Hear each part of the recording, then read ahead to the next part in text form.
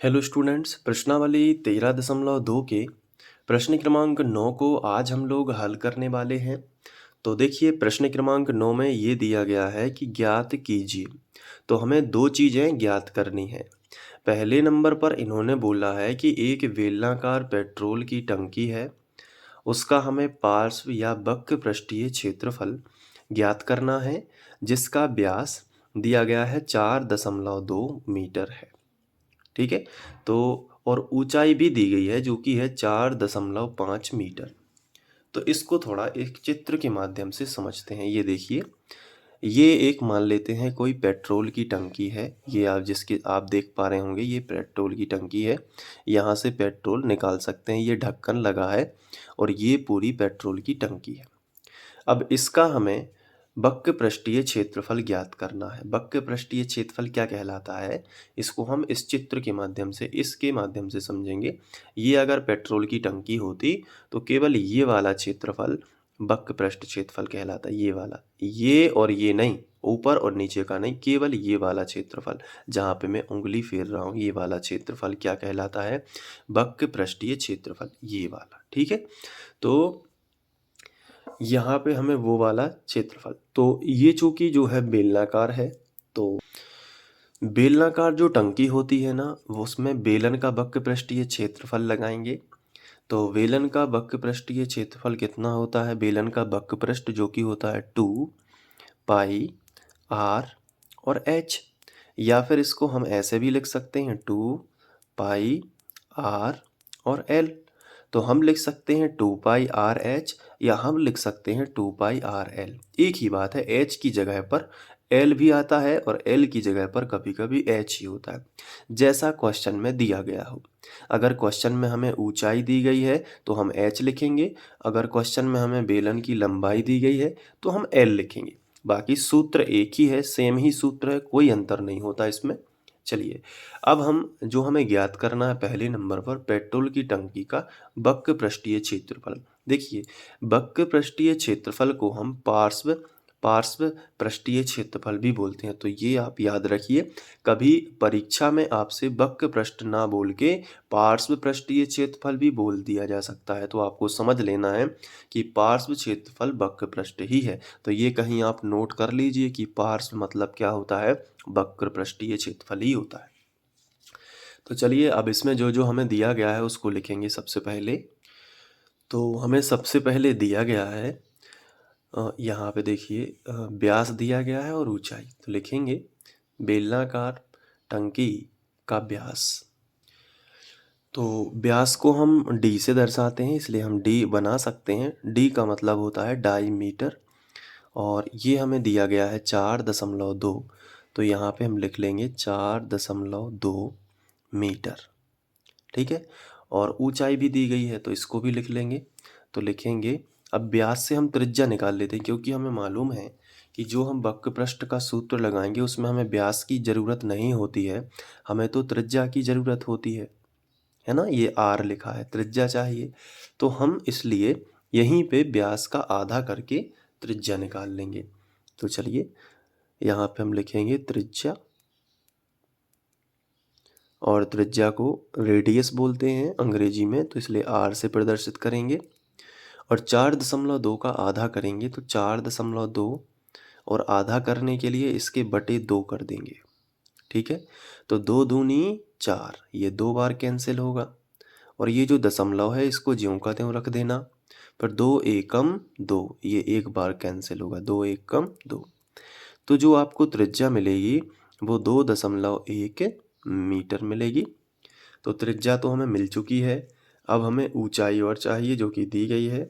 तो हम यहाँ पे लिखेंगे टंकी की ऊंचाई, टंकी की ऊंचाई। तो टंकी की ऊंचाई, ऊंचाई मतलब हाइट, हाइट मतलब h, जो कि हमें कितनी दी गई है, 4.5 मीटर। तो हम यहाँ पे लिख लेंगे 4.5 मीटर। ओके। इसलिए अब हम इसमें जो पूछा गया है उसी अंदाज में लिखेंगे कि वक्र पृष्ठीय क्षेत्रफल। तो लिखेंगे टंकी का वक्र पृष्ठीय क्षेत्रफल। तो यहीं पे आपको हेडिंग डालना है, इसलिए टंकी का वक्र पृष्ठीय क्षेत्रफल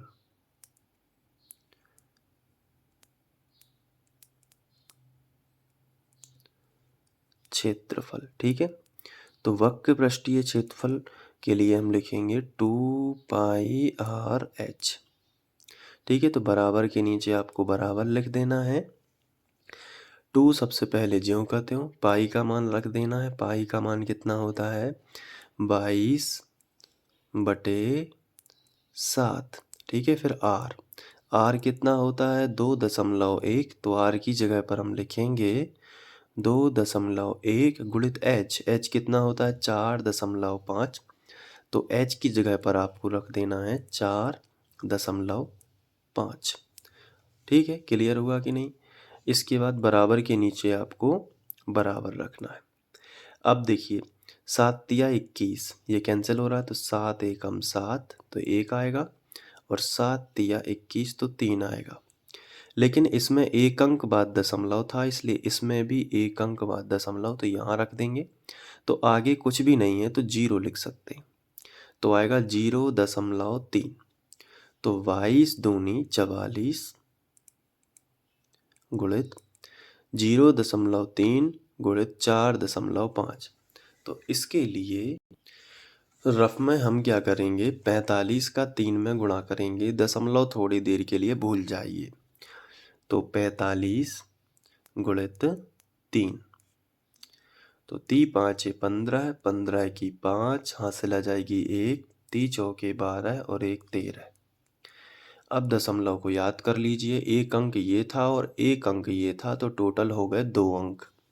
तो एक अंक और 2 अंक, तो दशमलव यहाँ आएगा 2 अंक के बाद, तो 1.35 बनेगा दोनों का गुणा। तो हम यहाँ पे लिखेंगे 1.35। अब हमें दशमलव को फिर से भूलना है 135 का 44 में गुणा करने के लिए, फिर बाद में दशमलव लगा देंगे। तो हम यहाँ पे पहले लिख लेते हैं 135, क्योंकि इसे आगे पीछे भले ही लिखें हम लिख सकते हैं गुणा में। तो 135 को हमने आगे लिख दिया और 44 को हमने पीछे लिख दिया। अब देखिए 4 पंचे 20, 20 का 0 हासिल आ जाएगी 2, 4 तिया 12, 12 और 2 14, 14 की 4, हासिल आ जाएगी 1, और 4 एकम 4, और 1 हासिल की और जोड़ो तो 5 हो जाएगा, है ना। तो अब देखिए, अब अगले 4 का जब इसमें करेंगे तो यही आएगा 540, क्योंकि समान संख्या है 4 4, तो यहाँ पे हम लिखेंगे 540। अब इसको हम प्लस कर देंगे, तो 0, 4 + 0 4 ही आएगा, 5 4 9 आएगा, और 5 ज्यों का त्यों। 59 40 कितना आया 59 40। लेकिन इस दशमलव को लगाइए, अब इसमें 2 अंक बाद दशमलव था, यहाँ तो था नहीं, तो टोटल 2 अंक बाद ही दशमलव है। तो यहाँ पे भी आप 1 अंक और 2 अंक बाद दशमलव लगाओगे तो 59.40 यानी 59.40। तो बराबर के नीचे बराबर लगा के लिखेंगे 59.40, और पृष्ठीय क्षेत्रफल है इसलिए मीटर स्क्वायर, मीटर वर्ग। क्षेत्रफल हमेशा मीटर वर्ग में ही लिखा जाता है, जबकि आयतन जो है वो मीटर घन में लिखा जाता है। तो ये हो गया आपका पहले नंबर पर जो पूछा गया था ना उसका आंसर। ठीक है, अब सेकंड नंबर पर इस टंकी को बनाने में कुल कितना इस्पात लगा होगा यदि कुल लागत का 1/12 भाग बनवाने में नष्ट हो गया है। तो सबसे पहले आपको देखिए यहाँ पे पढ़िए, इस टंकी को बनाने में कुल कितना इस्पात लगा होगा। तो जैसे मान के चलिए कि ये टंकी है, तो इसमें स्टील, इस्पात का मतलब होता है स्टील, तो स्टील यहाँ पे भी लगा होगा, वक्र पृष्ठ में भी लगा होगा, और यहाँ पे भी लगा होगा नीचे, और ऊपर भी लगा होगा स्टील। तो टंकी को बनाने में कुल जो स्टील लगेगा वो बेलन के संपूर्ण पृष्ठ के बराबर होगा, क्योंकि हम जानते हैं कि जो संपूर्ण पृष्ठ होता है वो ऊपर का क्षेत्रफल और नीचे का क्षेत्रफल, और ये जो वक्र पृष्ठ है तीनों को मिला के बनेगा। बनेगा कि नहीं बनेगा? ये वाला वक्र पृष्ठ, ये नीचे वाला और ये साइड वाला। तो हम क्या करेंगे, सबसे पहले ये पता करेंगे कि टंकी में कुल कितना स्टील लगा है, कुल कितना स्टील। उसके बाद हम इसको आगे पढ़ेंगे। तो हम सेकंड पॉइंट यहाँ पे सॉल्व करने वाले हैं। तो हमने सेकंड डाला और लिखेंगे टंकी बनाने में लगा कुल इस्पात। तो कुल इस्पात किसके बराबर होगा? बेलन का संपूर्ण पृष्ठ। अब देखिए, बेलन का संपूर्ण पृष्ठ का सूत्र आपको पता होना चाहिए, 2πr, फिर होता है r+h। अगर आपको अभी तक पता नहीं था तो ये याद कर लीजिए, 2πr r+h। और ये कहाँ से आता है मैंने आपको इंट्रो वीडियोज़ में बताया हुआ है, ठीक है। अब देखिए, इनके मान रख लेना। तो 2 ज्यों का त्यों, पाई का मान कितना होता है? पाई का मान होता है 22/7, तो हम यहाँ पे रख देंगे 22/7। फिर ये जो r है, तो r का मान हमें मालूम है, ऊपर आप देखेंगे तो r का मान आपको मिलेगा 2.1। तो यहाँ पे आइए और r की जगह पर आपको लिख देना है 2.1। फिर ये कोष्टक लगा है तो कोष्टक लगा दीजिए। फिर r की जगह पर आपको रखना है 2.1 प्लस h। h का मान ऊपर से आप देख सकते हैं कितना दिया गया है, 4.5। तो यहाँ पे आइए और 4.5 सिंपली लिख दीजिए, फिर ये कोष्टक लगाना है। अब हम लोग ज्ञात कर रहे हैं कि टोटल स्टील कितना लगा होगा। तो इसके लिए हम लोग क्या करेंगे, इसको पहले जैसे ही कैंसिल करेंगे और इसको जोड़ लेंगे। इसको जोड़ना है और इसको इससे कैंसिल करना है। 7 एकम 7, और यहाँ पे देखिए 7 तिया 21, लेकिन ये दशमलव लगा था एक अंक बाद, तो यहाँ भी एक अंक बाद दशमलव लगा दीजिए। तो आगे कुछ भी नहीं बचा है तो 0 लिख सकते हैं। तो कितना आएगा? 0.3।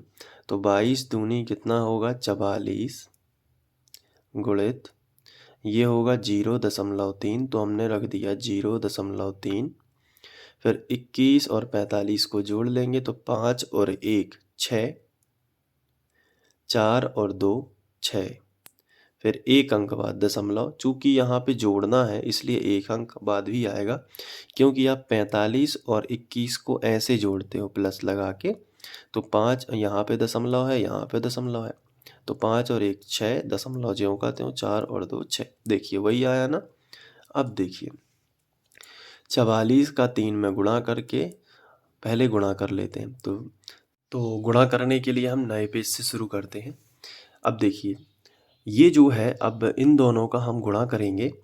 तो सबसे पहले हम करेंगे 44 गुणित 0.3। तो यहाँ पे लिखते हैं 44 और यहाँ पे करते हैं केवल 3 का दशमलव, थोड़ी देर के लिए भूल जाते हैं। तो होगा 3 चौके 12, 12 की 2, हासिल आ जाएगी 1, 3 चौके 12 और 1 13, ठीक है। और एक अंक बाद दशमलव लगाएंगे तो आएगा 13.2। तो बराबर के नीचे बराबर लगा के लिखेंगे 13.2। और फिर ये देखिए 6.6 का और गुणा होना है इसमें, तो यहाँ पे लिखेंगे 6.6। तो अब हम 132 का 66 में करेंगे गुणा, तो 132 गुणित 66। पहले 6 का करेंगे, 6 दूनी 12, 12 की 2, हासिल आ जाएगी 1, 6 तिया 18 और 1 19, 19 की 9, हासिल आ जाएगी 1, और 6 एकम 6 और 1 7। अब इसी तरीके से अगले 6 का करेंगे तो यही आएगा 792। तो 792 हमने लिख लिया। अब 2 यहाँ ज्यों का त्यों, 9 2 11, 11 की 1, हासिल आ जाएगी 1। अब 7 दूनी 14, 15 16, यानी 9 7 16 और 1 17, 17 की 7, हासिल आ जाएगी 1, 7 और 1 8। तो कितना आया? 87 12। लेकिन यहाँ पे देखें तो एक अंक बाद दशमलव ये था और एक अंक बाद दशमलव ये था, तो टोटल हम 2 अंक बाद दशमलव लगाएंगे। तो यहाँ पे हम लिखेंगे 87.12, ठीक है। तो ये जो है ये आएगा यहाँ पे टंकी बनाने में कुल इस्पात। तो हम यहाँ पे लिखेंगे, तो टंकी बनाने में कुल इस्पात लगेगा 87.12 मीटर स्क्वायर। ये देखिए इतने में टंकी बन के रेडी होगी। अब क्वेश्चन की तरफ चलते हैं। क्वेश्चन में ये पूछा गया है कि इस टंकी को बनाने में कुल कितना इस्पात लगा होगा यदि कुल इस्पात का 1/12 भाग बनवाने में नष्ट हो गया, यानी बनाने में नष्ट हो गया। तो इस स्टेटमेंट को सबसे पहले समझते हैं। हमें ज्ञात करना है कि टंकी को बनाने में कुल कितना इस्पात लगा होगा और बनाते समय इतना भाग जो है वो नष्ट हो गया है। तो हुआ क्या था कि जब मिस्त्री को एक टंकी बनाने का ऑर्डर दिया गया था, मान लेते हैं कि इस टंकी को बनाने का ऑर्डर दिया गया था, तो उसे कुछ स्टील दिया गया था या स्टील की चादर दी गई थी। जैसे कि ये मान लेते हैं स्टील की चादर है, ये मिस्त्री को दी गई थी कि आप इसका स्टील का प्रयोग करके एक टंकी बनाइए, ठीक है, पेट्रोल रखने के लिए। तो ये टंकी उसे बनानी थी, लेकिन टंकी बनाते समय मिस्त्री क्या करते हैं कि स्टील की काट छाट करते हैं, मतलब उन्हें जितनी ज़रूरत होगी उस हिसाब से वो टंकी बनाते हैं। जहाँ जहाँ जितने स्टील की ज़रूरत हुई तो उन्होंने क्या किया, कभी यहाँ से स्टील को काट दिया, कहीं उन्हें ज़रूरत पड़ी कि यहाँ से काटना पड़ेगा तब टंकी का शेप सही आएगा, कहीं उन्होंने टंकी को यहाँ से काट दिया, है ना। तो ये काट छाट के दौरान कुल इस्पात जो था ना, कुल इस्पात उन्होंने यहाँ से काट दिया। उसको मतलब मिस्त्री को ज़रूरत पड़ी कि यहाँ से काटना पड़ेगा, जब वो सही फिट आएगी तो वह यहाँ से काट दिया। तो ये जो वो मिस्त्री कर रहा था, तो इस समय इतना स्टील तो वेस्ट चला गया। ये वाला स्टील जो है वो वेस्ट चला जाएगा, जाएगा कि नहीं। तो ये जो है कुल स्टील का 1/12वां भाग है। टोटल स्टील जितना भी था, कुल स्टील यही हमें ज्ञात करना है और कि कितना था। तो कुल स्टील का इतना भाग व्यर्थ चला गया और बाकी का जो है एक टंकी बन के रेडी हो गई। ये आपको समझना है। तो इन दोनों को यदि हम जोड़ देंगे, इसको और इसको, तो हमें पता चलेगा कि टोटल कितना स्टील था। तो ये टंकी बन गई है, बाकी ये वेस्ट आ गया है। तो अब स्टेटमेंट को पढ़िए तो आपको समझ में आएगा कि इस टंकी को बनाने में कुल कितना इस्पात लगा। कुल मतलब इस वेस्ट सहित जो पहले मिस्त्री को दिया गया था, कुल कितना। यदि कुल इस्पात का यानी कि टोटल जो दिया गया था मिस्त्री को उसका 1/12 भाग बनाने में नष्ट हो गया, यानी कि ये जो है बनाते समय नष्ट हो गया। और ये क्या है, कुल का 1/12वां हिस्सा, यानी कि अगर कुल 100 हिस्सा था तो 12 हिस्सा नष्ट हो गया। तो कुल इस्पात का ये उतना बचा हुआ छोटा सा हिस्सा है। तो हमें ये ज्ञात करना है, तो इस्पात कितना मिला था मिस्त्री को टोटल। तो अभी हमने क्या ज्ञात किया है, अभी हमने ज्ञात किया है कि टंकी में कुल कितना लगा। कैसे ज्ञात किया, टंकी का संपूर्ण वक्र पृष्ठ निकाला, यानी संपूर्ण पृष्ठ निकाला, जो कि बेलन के आकार की टंकी है। तो टंकी का हमने संपूर्ण पृष्ठ निकाला और हमें कुल मिला है, टंकी बनाने में कुल इस्पात लगा है 87.12 मीटर स्क्वायर। अब हम इसको आगे बढ़ाएंगे।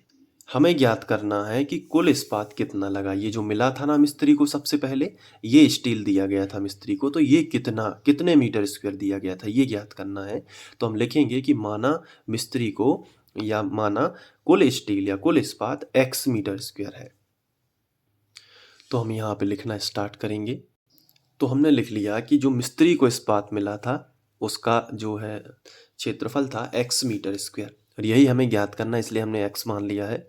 और वेस्ट कितना हुआ है, व्यर्थ इस्पात, तो हम लिखेंगे यहाँ पे व्यर्थ इस्पात जो कि वेस्ट हो गया है। तो व्यर्थ हुआ है इसी का 1/12वां हिस्सा, यानी कि x का कुल इस्पात का 1/12वां भाग। तो ये क्वेश्चन में ही लिखा है तो हमने वहीं से लिया है कि कुल इस्पात का 1/12वां भाग व्यर्थ हुआ है। इसका मतलब ये हुआ कि x का मतलब होता है गुणा और 1/12, तो x से कम x/12, यानी कि x/12 जो है मीटर स्क्वायर, इतना क्षेत्रफल वाला जो इस्पात है वो व्यर्थ चला गया। तो बचा कितना, वही टंकी में प्रयुक्त हुआ होगा। तो इसमें से इतना वेस्ट चला गया, टोटल में से कट छट के इतना वेस्ट चला गया और इतना बचा, तो इसकी टंकी बनाई गई होगी। तो अगर हम टोटल में से ये वेस्ट घटा दें तो हमें पता चल जाएगा कि टंकी कितने की बनी है। तो हमने वही किया, हमने क्या किया, टोटल में से जितना वेस्ट गया है वो घटा दिया, x - x/12 टोटल में से इतना घटा दिया, तो हमें पता चल गया कि टंकी में प्रयुक्त इस्पात कितना होगा। तो टंकी बनाने में प्रयुक्त इस्पात,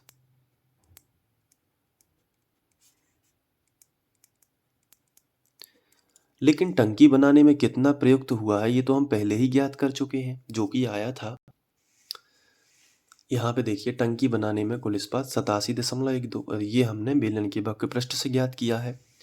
तो यहाँ पे हम वही लिखेंगे कि टंकी बनाने में तो प्रयुक्त हुआ है 87.12 मीटर स्क्वायर का।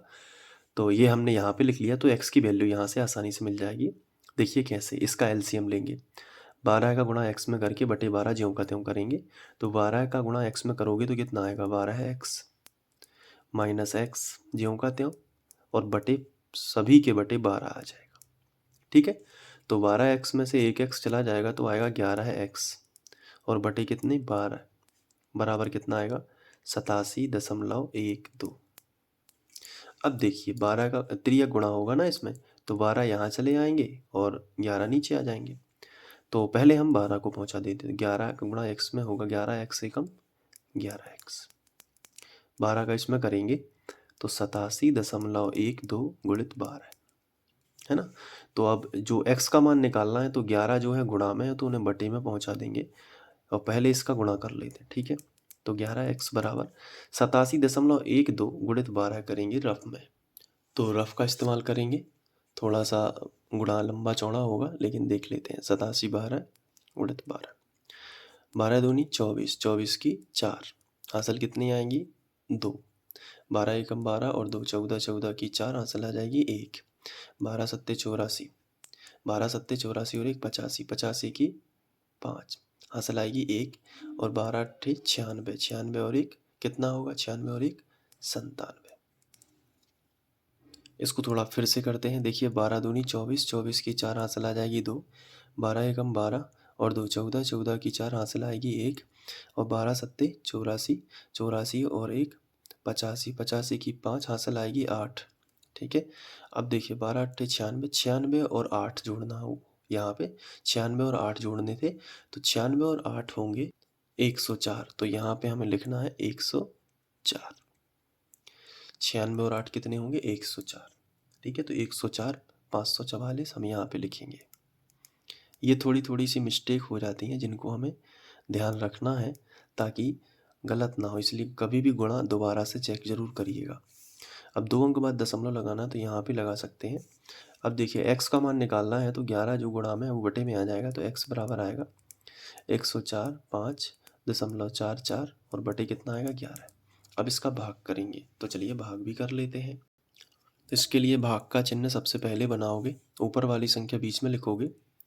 ये देखिए दशमलव हटा देते हैं थोड़ी देर के लिए और 11 से भाग करोगे तो 10 में तो जाता नहीं है 11 का भाग, तो 104 मानोगे तो 11 9 99 है ना, क्योंकि 11 दम्मा 110 होता है जो कि 104 से ज़्यादा हो जाएगा तो 9 बार ही जाएगा तो 99। अब 4 में से 9 तो जाता नहीं है इसलिए हम 4 को 14 मान लेंगे और 14 में से जब 9 घटाएंगे तो बचेंगे 5, तो यहाँ पे हम लिखेंगे 5। ठीक है, 14 में से 9 घटाया तो 5, यहाँ पे देखिए 9 में से 9 जाएंगे तो मतलब 99 में 5 जोड़ोगे तो 104 ही आएगा, ऐसे भी आप अंदाज लगा सकते हो। अब देखिए ये 5 आया तो यहाँ पे 5 लिख दिया तो 11 पौने 55 कट जाएगा। अब उतारे कितने आएंगे 4, तो 4 हमने यहाँ पे लिख लिया, लेकिन 11 का 4 में भाग नहीं जाता इसलिए भाग नास्ती शून्य आएगा यहाँ पे, दशमलव और 0। तो अब ये 4 फिर से आ जाएगा।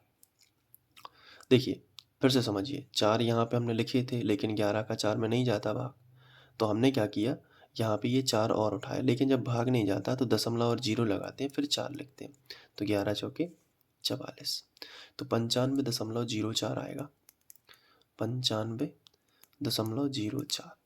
तो ये इतने मीटर स्क्वायर का जो है हमें इस्पात दिया गया था।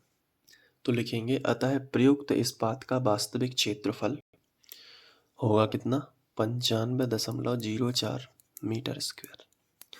इस तरीके से आप इसे सॉल्व कर सकते हैं। इसके बाद आप इसे नोट कर लीजिए, मैं आपको शुरू से दिखा देता हूँ। ये देखिए ये पहला भाग है तो आप इसे इस तरीके से नोट कर लीजिए।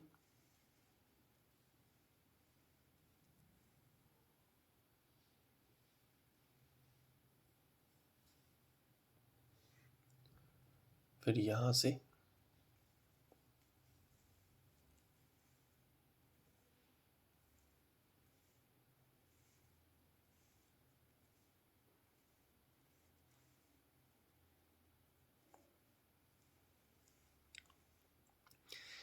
उम्मीद है कि आपको ये सवाल समझ में आ गया होगा और आप इसकी खुद से एक बार प्रैक्टिस ज़रूर कर लेना ताकि आप इसे एग्ज़ाम में अच्छे से हल कर पाएँ। और देखिए, आप सभी जानते हैं कि गणित में प्रैक्टिस कितनी ज़्यादा इम्पोर्टेंट होती है और प्रैक्टिस आप करते रहेंगे तो आप गणित में अच्छे अंक ले आएँगे। तो प्रैक्टिस को बार-बार जितनी भी प्रश्नावली हैं उनको बार-बार करते रहिए, ठीक है? और अगर आप ऐसे ही वीडियोज़ देखना चाहते हैं तो यहाँ पे प्लेलिस्ट आपको दिख रही होगी, तो आप जाके शुरुआत से, यदि आप नए हैं तो शुरू से जाके देख सकते हैं। चलिए मिलते हैं नेक्स्ट वीडियो में। Thank you.